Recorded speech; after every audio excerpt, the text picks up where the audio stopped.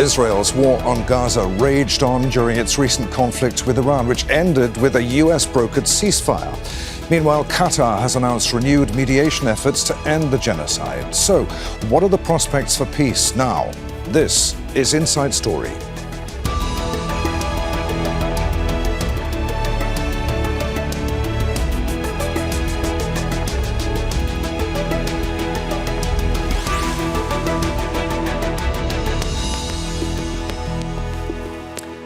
Hello, welcome to the programme. I'm Adrian Finighan. Israel's conflict with Iran was the focus of world attention in recent days and that of US President Donald Trump, who moved swiftly to bring about a ceasefire after first bombing Iran.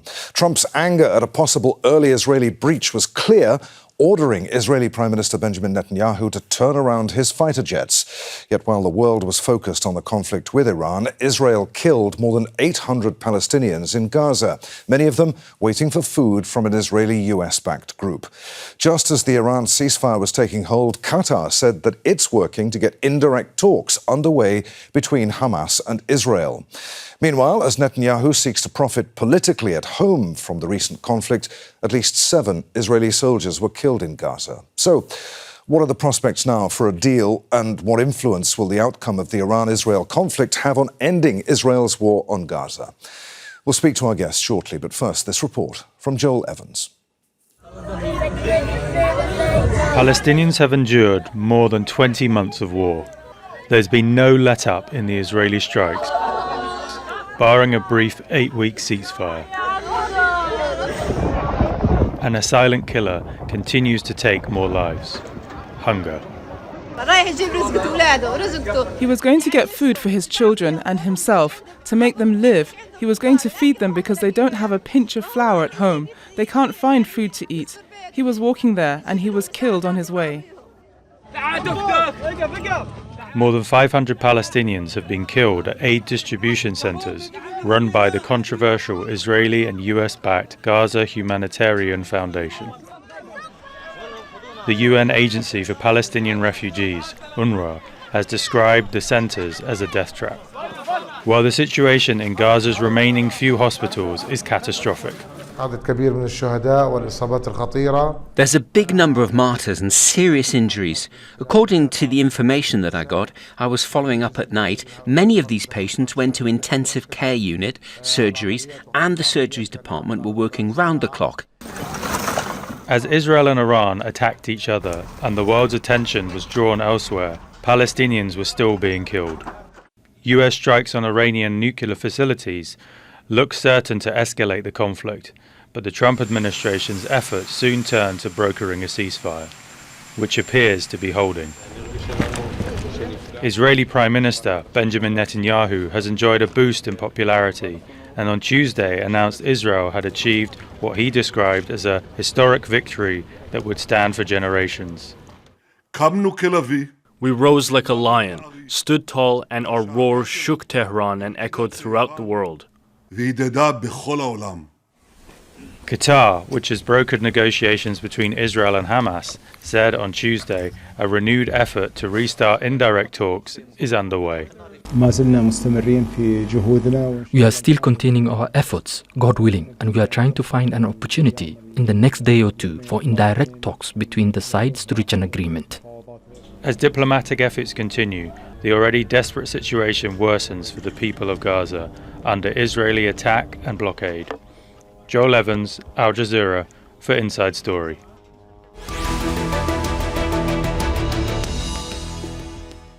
Let's bring in our guests. From Ramallah, we're joined by Xavier Abu Eid, a political analyst and former advisor to Palestine's chief negotiator. From Tel Aviv, we're joined by Mairav Zonszein, senior Israel analyst at the International Crisis Group. And from Boston, Rami Khouri, a political author and distinguished fellow at the American University of Beirut. A warm welcome to you all. Rami, let's start with you.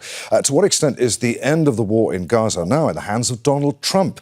If he could successfully harangue Israel and Iran into a ceasefire, expressing anger at both nations, but especially Israel, could he do the same with Israel over Gaza? Yes, thanks for having me. In theory, yes, of course he could, if he applies all the weight and power of the U.S.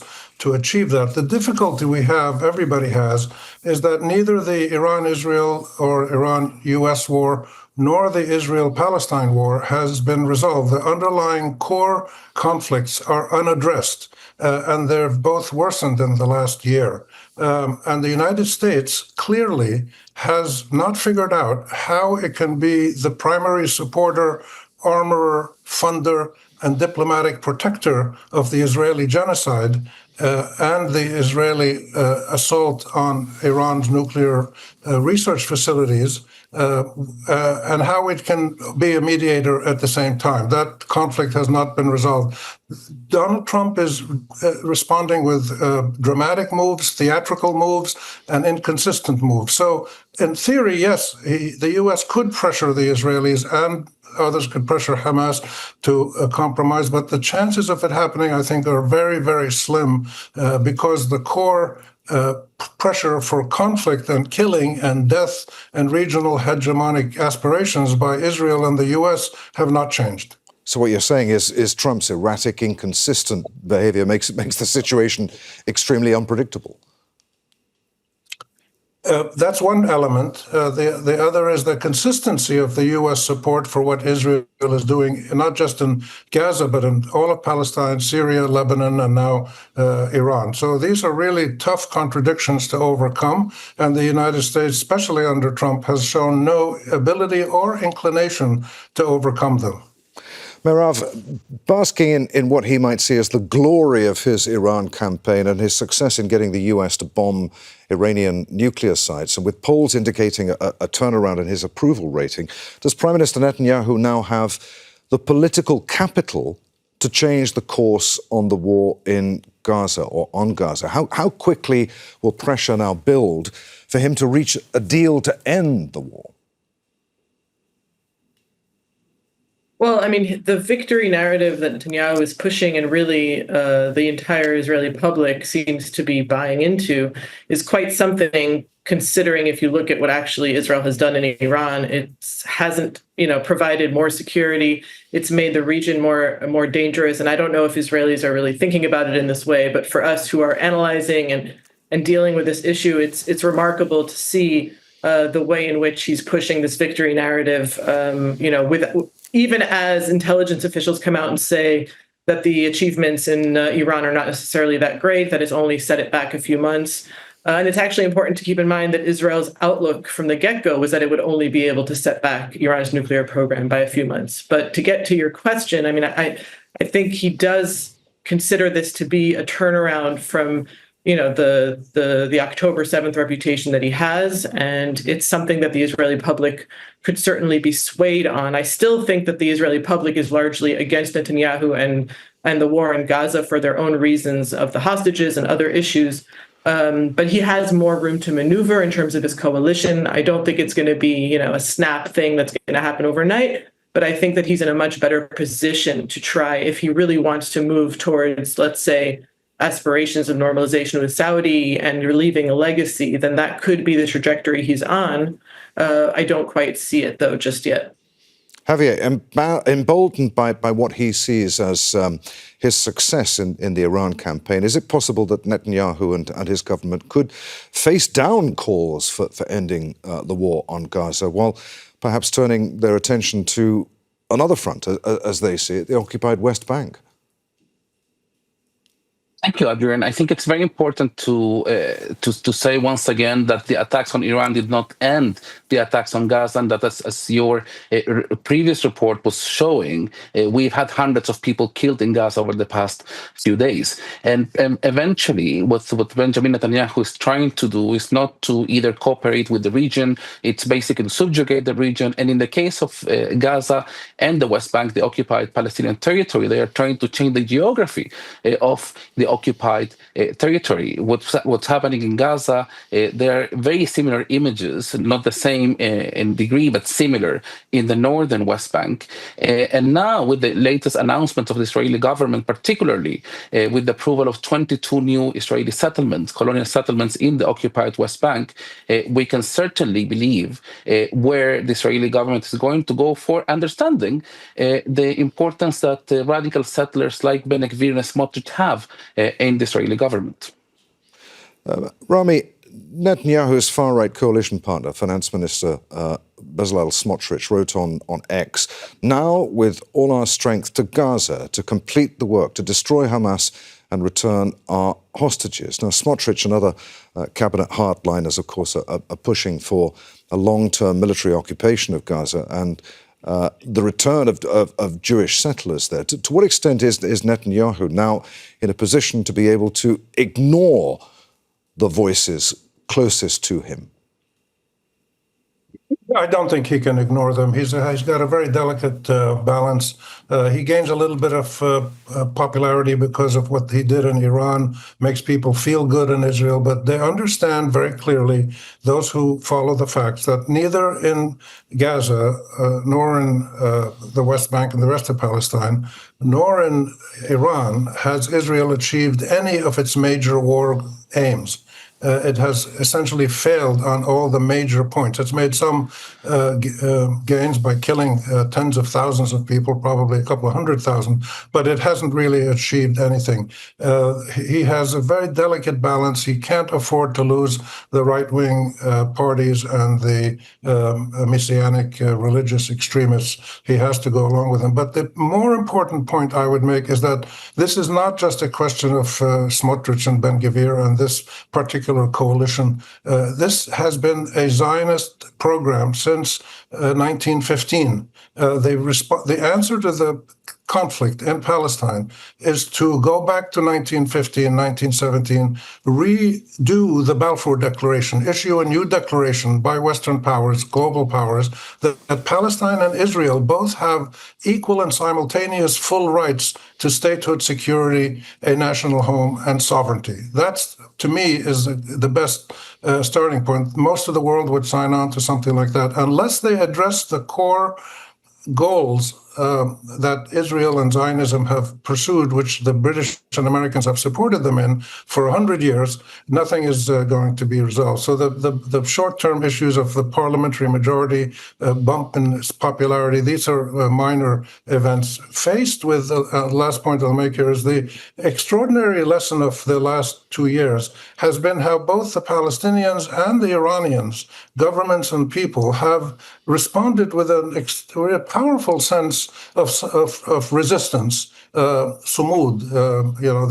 They're holding their ground because they're in their own land fighting for their own rights, and what they're fighting for is reasonable, to be treated decently, not as vassals. And therefore, the U.S. and Israel have to come to terms with how to address that through negotiations that are fair to both sides. There's no sign of that right now, but it could happen with better leaders, as it did in South Africa and Northern Ireland and other places.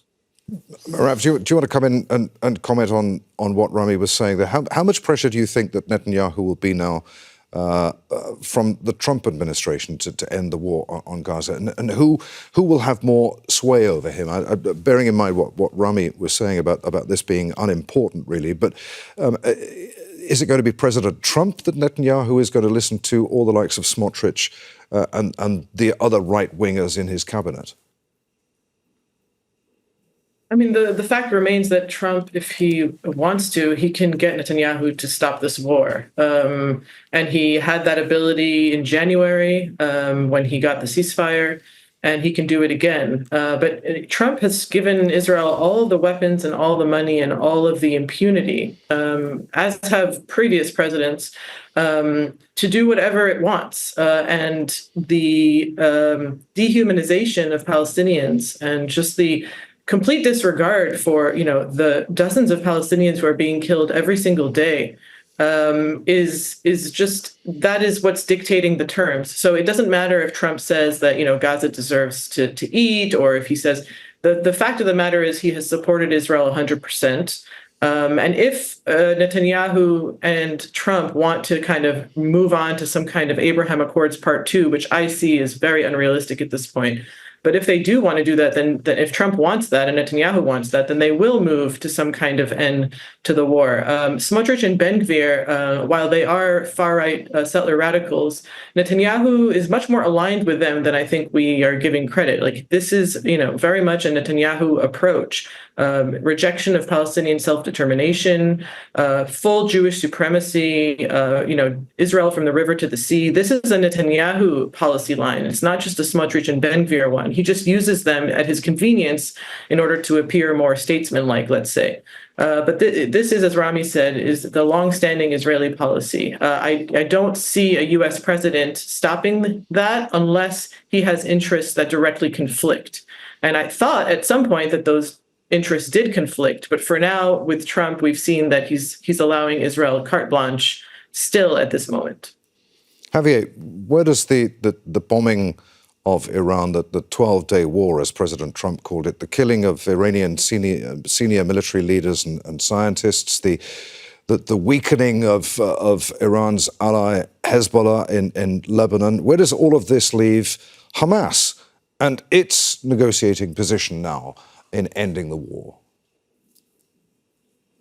Probably Hamas now has a weaker negotiating position, but it doesn't mean that there are in principles that they are not going to stick to, particularly the full Israeli withdrawal from Gaza. This is something that they are going to stick to, as well as to have a full cessation of military activities. Those are points that Hamas cannot give up on. Perhaps there are other points where Hamas could be willing to compromise, particularly with regards to governance in Gaza, with the future of the weapons that are over there. Those are all things that some Hamas leaders have said that they are willing to talk about. But there are basics that are actually basic not just for Hamas, it's for all the Palestinian people. I cannot envision any Palestinian leader, any Palestinian organization that could accept a day after this genocide in Gaza with Israeli troops on the ground. Now, the fact that matters is that this change of geography I was talking about, that Benjamin Netanyahu, the Israeli government, with no internal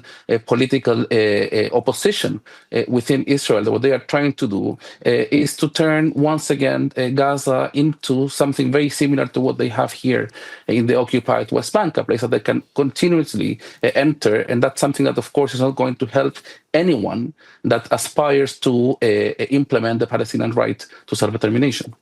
We talked, Rami, at the beginning of the program about Qatari and Egyptian mediation efforts.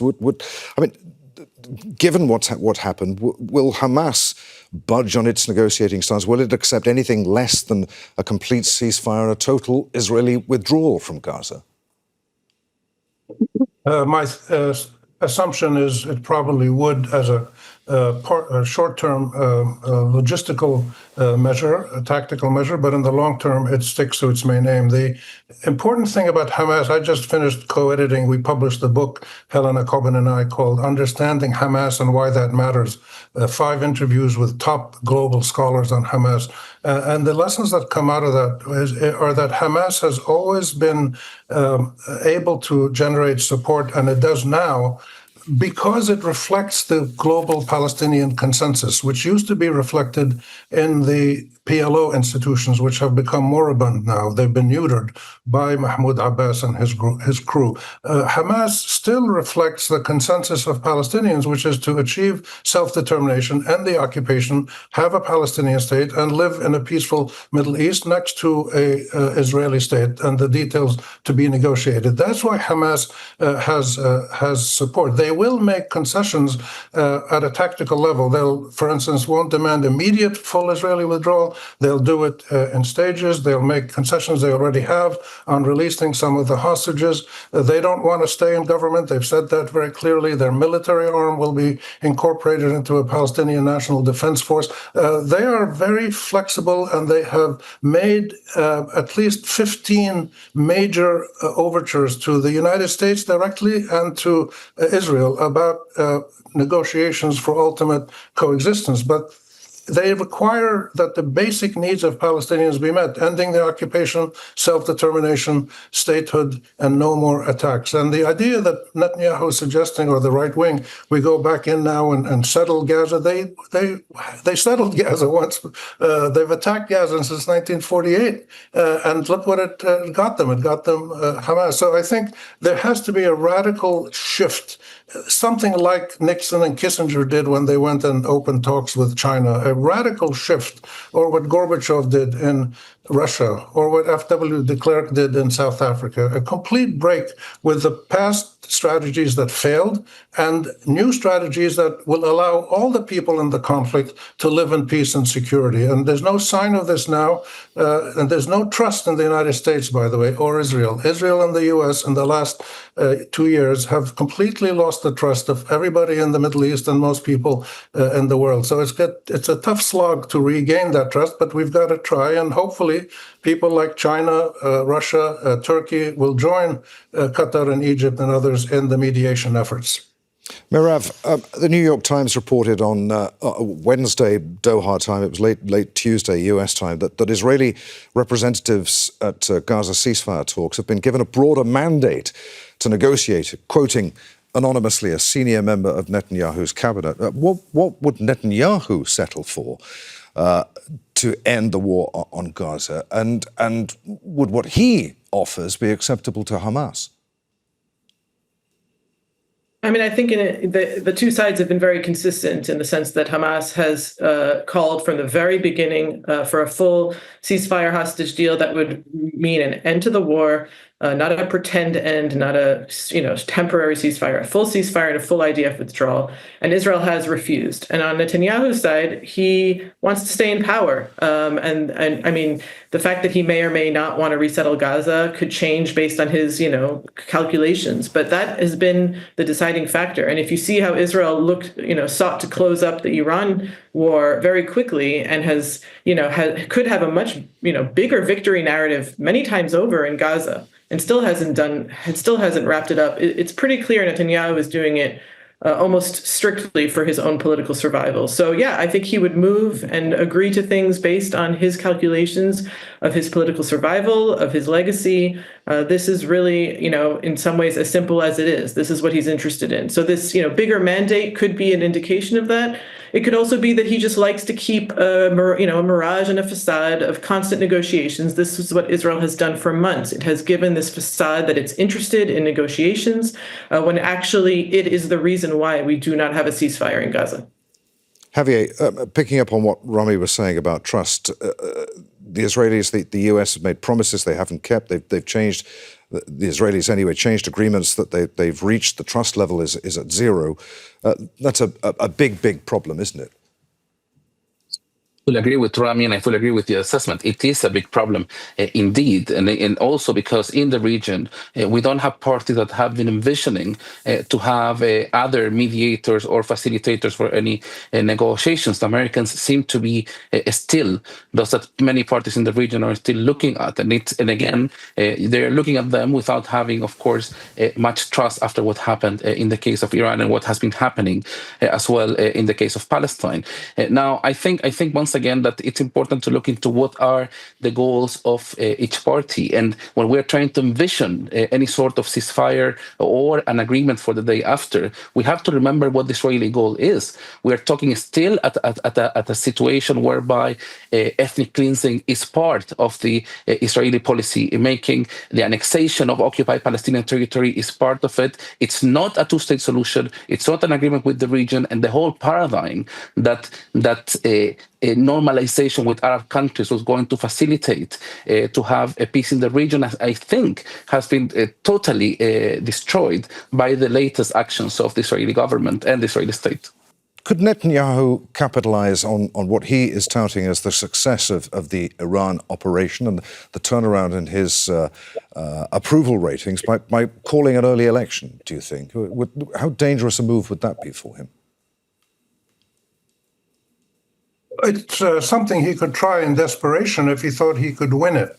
The only way he could win an election is if he radically changed his approach to respond to the desires and rights of the majority of Israelis, which is not the case now. The majority of Israelis don't trust him, don't like him. They want him to finish his court case. There's no sign that he has the intellectual or the moral capacity to do that. But, these people change. People in power, when they are faced with the realities of their options, they will choose an option that helps them survive. And if this option requires responding to the majority will of the Israelis,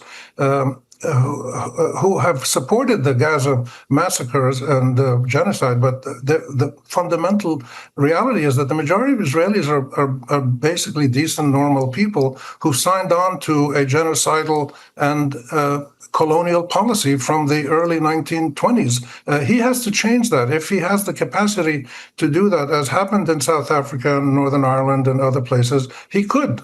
But there's no sign of it. I don't expect it to happen, and it's not going to probably come from American pressure either. It has to be a global consensus that pushes him to do this, because he learned that there's no other option for him to stay in power, for Israel to be safe. And Mairav, despite the turnaround in his approval ratings, does anything change, at least in the eyes of the Israeli public? Does that turnaround in his approval rating negate the fact that he was still the man in charge on October 7th, 2023? I mean, some of his allies have been pushing a new narrative to recast that day, not as a failure, but a necessary wake-up call, which finally jolted the nation into confronting rather than containing its foes. I mean, will that work in the eyes of Israeli voters? No, I don't think so. But also this turnaround that you're speaking about is just a small bump. I mean, I don't think that he could necessarily win an election. The thing is that nobody else could either. And he still very much dominates Israeli politics and in some ways still represents a lot of what Israeli public opinion, the trajectory it's on. But, I think we're really overplaying this turnaround. I think Israeli public opinion is very much against Netanyahu and against this government, again, for their own reasons. They want Israel to appear to be a liberal democracy. They want to enjoy privileges. A small minority are against Israeli policies of Palestinians. But this hasn't really changed that much. The problem is that no matter how many Israelis have gone into the streets, how many reservist soldiers have said that they no longer want to serve in Gaza, there's been a crisis. I mean, there's been so much happening that seems to undermine his ability to continue to rule, and yet he still rules. And this has to do with Israel's, just like total authoritarian turn. Its democratic mechanisms that were there are shrinking and shrinking and shrinking. And no amount of, the entire former security elite in Israel has come out against Netanyahu, against his policies, for a ceasefire in Gaza months ago. And still that hasn't pushed him. So for me, what's really needed is outside pressure. I don't expect it, again, to come from Trump, but outside pressure. Okay. And what Rami had mentioned, in South Africa and other places, there would have to be a sense of impunity, and Netanyahu simply doesn't have that. I'm sorry to cut you off. Literally, we're seconds away from ending the program. Javier, I need a 10-second answer from you. Are you optimistic that we're going to get any kind of ceasefire agreement on the war on Gaza anytime soon? Yeah, 10 seconds, I'm not optimistic at all, and everything that we've been saying in the program, it shows why. Okay, there you go. Many thanks indeed to you all. Xavier Abu Eid, Mairav Zonszein and Rami Khouri. Thanks for being with us on the program today. And thank you for watching. You can see the program again at any time by going to the website at aljazeera.com. For further discussion, join us at our Facebook page. You'll find that at facebook.com/AJ Inside Story. And of course, you can join the conversation on X, our handle there at AJ Inside Story. From me, Adrian Finighan, and the team here in Doha, we'll see you again. Bye for now.